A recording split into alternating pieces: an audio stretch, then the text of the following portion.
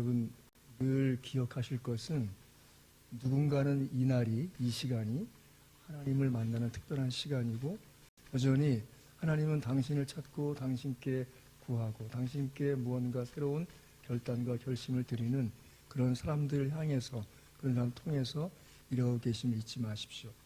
어제 우리에게 주어질 것은 무엇입니까? 내가 무언가 새로운 것을 보고 듣고 뭔가 경험했다고 해서 정말 하나님이 일하실 만한 사람이 되는 것은 아닙니다. 내가 이 성경을 통해서 깨닫고 배운 바는 우리가 어떤 결심을 갖고 있느냐, 어떤 마음의 결단을 하느냐, 새로운 삶의 출발을 시작하느냐를 통해서 하나님이 일하기 시작하는 것을 분명히 볼 수 있습니다. 하나님은 우리에게 은혜 주시고자 하십니다. 또 하나님은 그분의 뜻을 이루시고자 우리에게 새로운 결단과 결심을 촉구하십니다. 우리가 만나는 모든 일 속에서, 사람들 속에서, 또 우리가 깨닫고 있는 이 성경을 통해서 하나님은 계속 우리의 삶의 변화를 요구하십니다.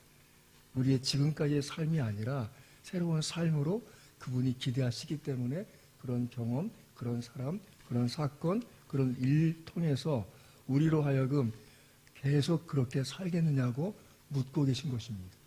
우리를 통해서 그분의 뜻이 이루어지기를 원하실 때 그분은 먼저 찾아오신 하나님이십니다. 그래서 그 찾아오신 하나님은 또 그에게, 이 야곱에게 새로운 언약을 해주십니다. 그리고 그런 은혜를 깨달은 야곱이 이제 잠에서 깨어나 일어나서 오늘의 본문을 시작합니다. 16절 보면 야곱이 잠이 깨어 이르되 여호와께서 과연 여기 계시려를 내가 알지 못하였도다. 이제 새로운 각성이 일어나고 새로운 깨달음, 새로운 삶의 차원으로 시작할 때 그가 깨달은 가장 첫 번째 것은 무엇인가 하면 하나님이 나를 아시는구나. 내 삶의 정방향, 그 모든 전후 좌우를 알고 계시는구나. 하나님이 여기 계시는구나를 깨닫는 것입니다. 믿음이 어디 가서 무언가 새로운 것을 보고 새로운 것을 체험하고 무언가 경험을 해야 새로워지는 것 아닙니다. 가장 중요한 것은 하나님이 여기 계시는구나는 그런 깨달음과 그런 각성이 일어날 때 시작되는 것입니다. 야곱이 잠에서 깨어났을 때 이루어진 일들을 좀 정리해 보면 이렇습니다. 첫 번째, 그는 서약합니다. 오늘 말씀에 보면 17절, 18절, 19절 같이 천천히 읽습니다. 시작. 이에 두려워하여 이르되 두렵도다 이곳이여 이것은 다름 아닌 하나님의 집이요 이는 하늘의 문이로다 하고 야곱이 아침에 일찍이 일어나 베개로 삼았던 돌을 가져다가 기둥으로 세우고 그 위에 기름을 붓고 그곳 이름을 베델이라 하였더라. 이 성의 옛 이름은 루스더라. 그가 한 것은 거기서 자기가 지금 베개를 베고 잤던 돌, 그 돌로 새로운 정안의 시작을 합니다. 그것은 무엇인가 하면 서약을 하는 것이죠. 그리고 새로운 고백을 하게 됩니다. 이에 두려워 이르되 두렵도다 이곳이요 이것은 다름 아닌 하나님의 집이요 하늘의 문이로다. 이 지구상에 어떤 자리가 하나님의 집, 하늘의 문이겠습니까?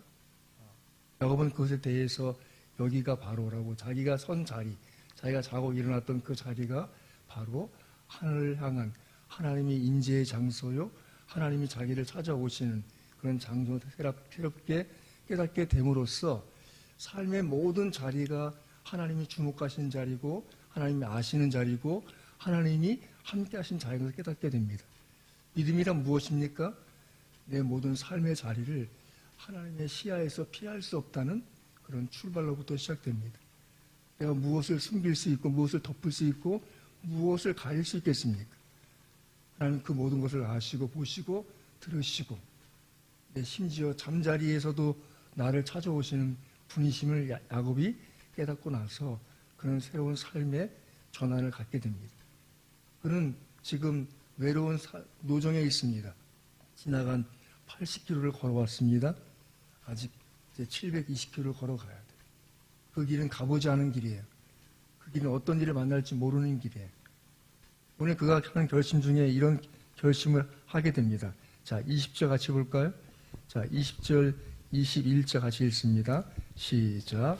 야곱이 서원하여 이르되 하나님이 나와 함께 계셔서 내가 가는 이 길에서 나를 지키시고 먹을 떡과 입을 옷을 주시어 내가 평안히 아버지 집으로 돌아가게 하시오면 여호와께서 나의 하나님이 되실 것이요. 우리는 이미 이 창세기 29장 이후에 이 49장까지 이르는 야곱의 생애를 알고 있습니다. 파란만장한 생애를 보내게 되지만 결국 하나님이 그와 함께 하셔서 그는 이제 야복강을 넘어갈 그때는 2때나 이뤘다고 되어 있어요. 12아들을 거느리고. 그걸 생각해 볼 때 그가 구하고 있는 것이 너무 좀 빈약해 보이지 않습니까? 겨우 먹을 떡, 입을 옷. 지금 뭐 하는 거예요? 먹을 것이 있을까? 입을 것이 있을까에 대한 두려움으로 지금 자기가 가지기 원하는 최소한의 것을 구하고 있어요. 어쩌면 지금 야곱에게는 며칠 먹을 양식도 없을 수 있어요. 근데 또 볼 것은 무엇인가 하면 야곱이 뭐 하는가 하면 18절 보면 기둥으로 세우고 그 위에 기름을 부어요. 그 당시는 이 화폐가 없던 시절이었기 때문에 아마도 그는 그의 여비로서 그의 어머니 리브가가 기름을 좀 많이 쥐어준 것 같아요. 그걸 통해서 이제 그는 뭔가 이제 먹을 것을 교환하는 그런 일을 할 수 있도록. 그런데 지금 그는 그것을 쏟아붓고 있습니다. 새로운 결심을 하게 되는 것이죠. 손에 쥔 것으로 먹고 사는 것이 아니라 하나님의 손으로 쥐어준 것을 먹겠다는 새로운 결심과 결단이 그에게 있는 것입니다. 우리는 대부분 우리가 가진 것으로 우리의 미래를 꿈꿉니다. 우리가 무언가 받을 것을 생각을 해가면서 쓸 것을 생각하죠. 하나님의 나라는 그렇게 이루어지지 않습니다. 하나님은 자기 가진 것을 하나님께 드림으로 하나님의 주실 것을 기대하는 것입니다. 여러분의 삶의 전환에서 생각해 볼 것은 하나님께 무언가 아끼려는 마음을 버리세요. 하나님 앞에 여러분이 가진 것에 대해서 이것은 하나님이 쓰일 것이라고 열어놓고 삶을 살아가십시오. 도울 사람 있으면 도우십시오. 베풀 것이면 베푸십시오. 하나님 왜 그런 마음 주십니까? 예, 하나님이 하시고 싶어 하시는 일이기 때문에 그런 마음 주시는 것입니다. 야곱의 생애가 물론 그의 이 이전 삶은 당장의 눈에 보이는 것, 자기가 아는 계산에 따라서 움직이는 사람이었지만 이제부터는 이 이후의 삶을 하나님께 내어 맡긴 삶으로서 시작하기 때문에 기름을 붓고 새로운 결심을 하고 있고 새로운 결단을 하고 있는 것입니다. 여러분의 삶에 가서 모든 것들에 대해서 내 것만 생각하고 무언가 내가 계산한 대로 움직이지 않으면 불안해하고 초조한 그런 마음을 내려놓으십시오. 하나님은 여러분의 마음을 통해서 여러분의 인생을 통해서 누군가의 생애와 누군가의 가정을 또 누군가의 교회를 누군가의 어떤 지역을 심지어 어떤 민족까지도 새롭게 하기를 원하심을 놓치지 마십시오. 하나님은 여전히 우리에게 부드러운 마음을 원하세요. 우리의 경직된 마음 무엇입니까?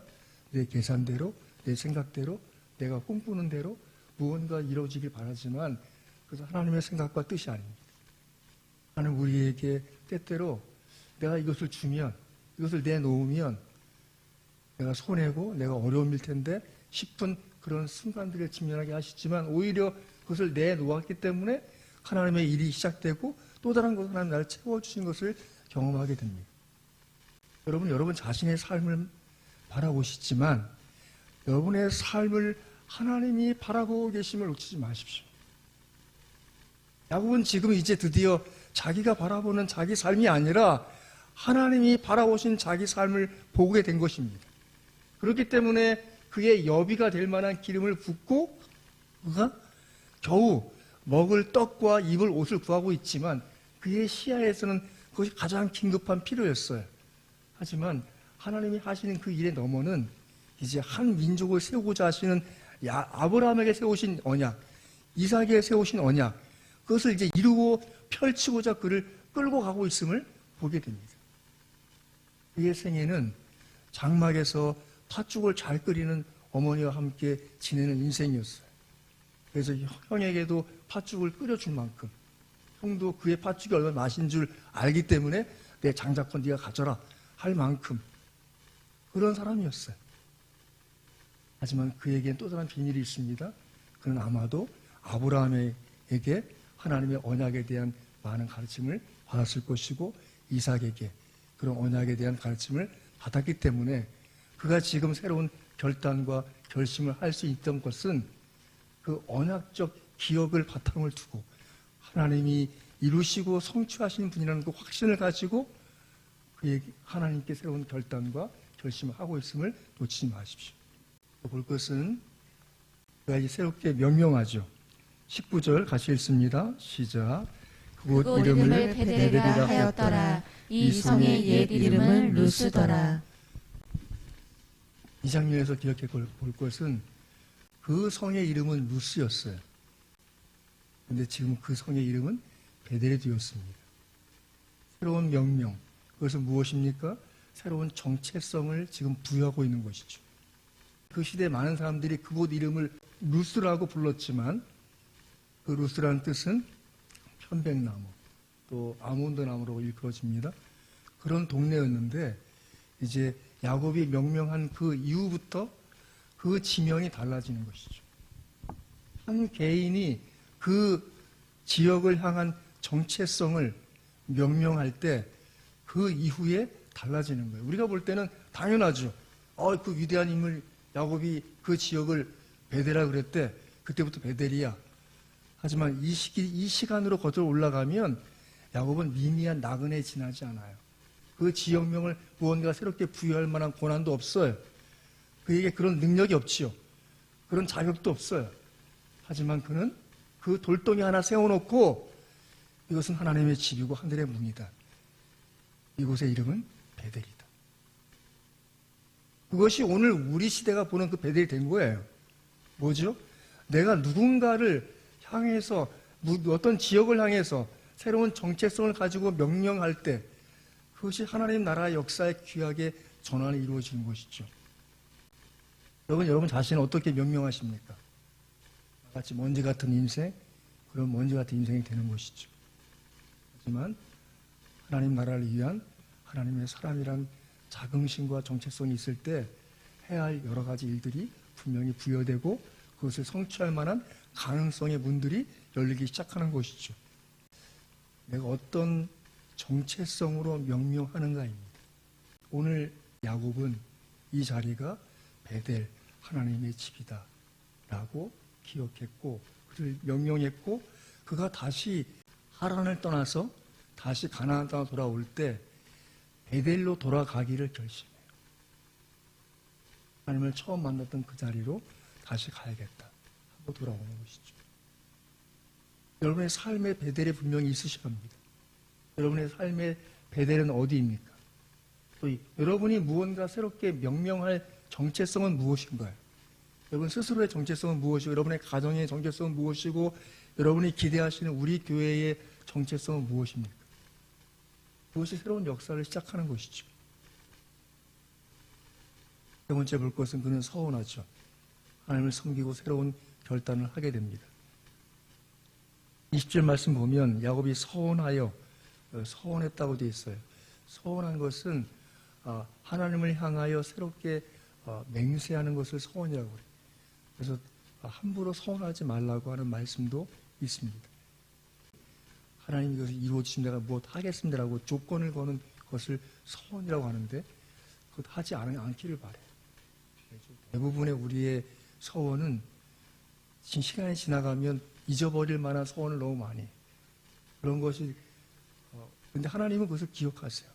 반드시 그 서원이 이루어지도록 그 사람의 삶의 자리를 몰아가요. 결국은 하나님 앞에 그 서원이 무엇인가를 깨닫게 해주세요. 내가 참 그때 그런 하나님 맹세했었지. 그렇게 일이 이렇게 돼서 내가 그 맹세를 지키지 못했기 때문에 이런 일이 이루어지는구나 라는 것을 자각하게 하시죠. 함부로 서원하시면 안 돼요. 서원하고 나서 좀 후회가 생기세요? 저를 만나세요.